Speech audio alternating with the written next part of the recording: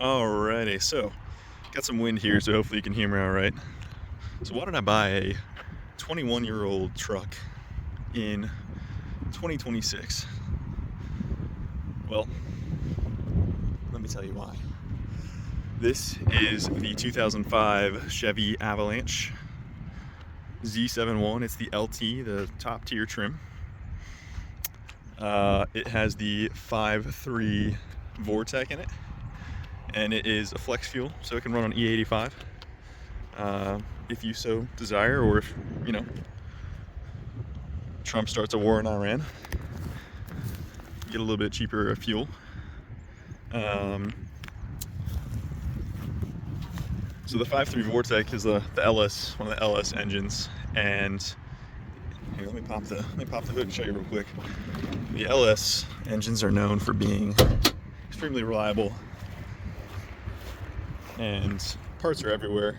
I mean, there were millions of these vehicles made for the Silverados and the Suburbans and the Tahoes of this era. They're all the same. They use the same engines. They're the same, drivetrain for the most part. This has I think 132-inch wheelbase, if I remember correctly, but the engine bay on this one that I got is extremely clean. It's just a beautiful engine bay in here. And whoever did the work on this thing prior to me having it did a immaculate job. You can just see what they've done, and I mean, just for example, you can see the copper plate right there on the I think that's the water pump, and that is, that gasket, the copper gasket, just shows that they're using top tier parts and not cheap parts when they did it. And so it gives just me a little bit more confidence in the work that was done to it in the past. But yeah, 4-wheel drive. It's got your 4 high and 4 low. This truck has 159,000 miles on it, so it's a little high, but when you think about it, it's about 6,000, 7,000 miles per year was put on this thing. It's got the nice cover on the bed there. This truck is just was in immaculate condition, so I knew I had to go check it out when I saw it for sale. I ended up getting it for $8,500. So in an era where you get trucks that are new for 80, 90 grand, and man, they're having so many issues in 2026 and the past couple of years. Ford with their I think their transmissions are just blowing up left and right. Chevy is having engine failures, and Toyota's got turbos and everything, and they're just, I don't know. I'm sure things will get better in the future, or at least I hope they do.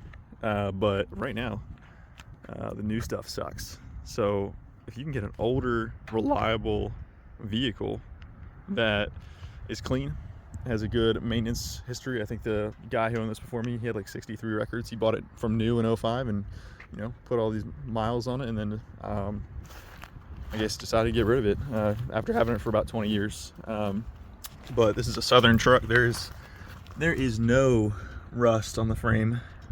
Well, that's not rust. You know what I mean? That's not rust. That's just a little bit of surface rust. That's nothing structural.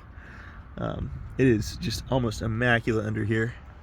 So I saw this thing, I saw how good condition it was, and the miles you put on it, and I just knew how to go take a look. So with trucks as they are nowadays, with all the issues they're having, why not get you a reliable older truck that looks sick and has parts everywhere? You can work on it yourself.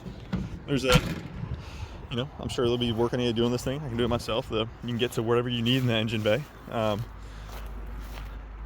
very easily. And there is YouTube videos galore on every single possible fix on this thing you can think of. So you can fix it yourself if there is an issue.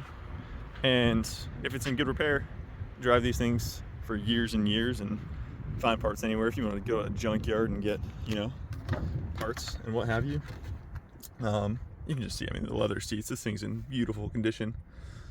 But yeah, go to the junkyard and get all, the parts for extremely cheap, because there's probably a bunch of rusted out vehicles in there, because that was a common problem with this era, is that rust under the these fender flares and on the frame. This one does not have any, which is also another reason I got it.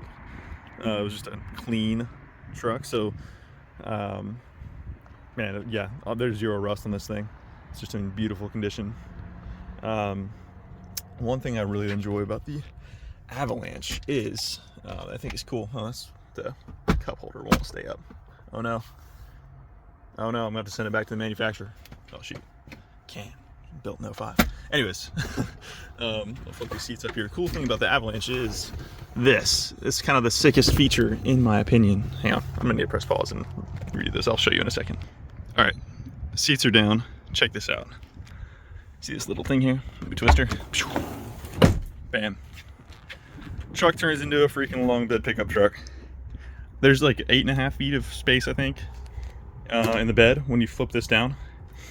You can also take, I haven't taken this out, you can take out the back glass, take that out, you take the top panels off the back, and it's literally like almost like almost like the old Broncos kind of, where you can just make it a utility vehicle and pull, or, you know, beach truck or what have you. You got the roof rack on there, throw kayaks up there or something. You could put a surfboard in the back here or whatever. You put a stack of plywood. If I remember right, the dimensions are just right for like a queen bed too, I think.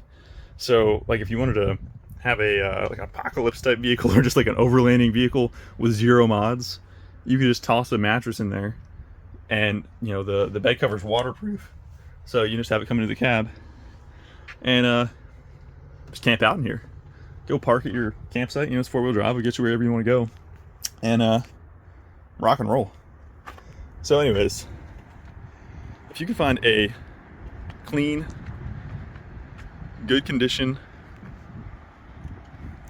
GMT 800 platform, even in 2026, these things are solid choices if you can have a good maintenance record on them. And if you don't, even if you don't, if the price is right, the frame is clean, there's not too much rust, and you can see that it's not just been beat to crap, these are fantastic vehicles that will just keep running and running. I mean, there's a reason you see so many on the road even still. They just keep running and running. And yeah, the previous owner had, I guess, some nice fuel wheels on this thing, and also aftermarket exhaust as well, and some LEDs too. So he's done some nice modifications to it, as well as keeping it in good condition. So the flex fuel, it's got a 5.3 Vortec. It's 295 horsepower if I remember correctly.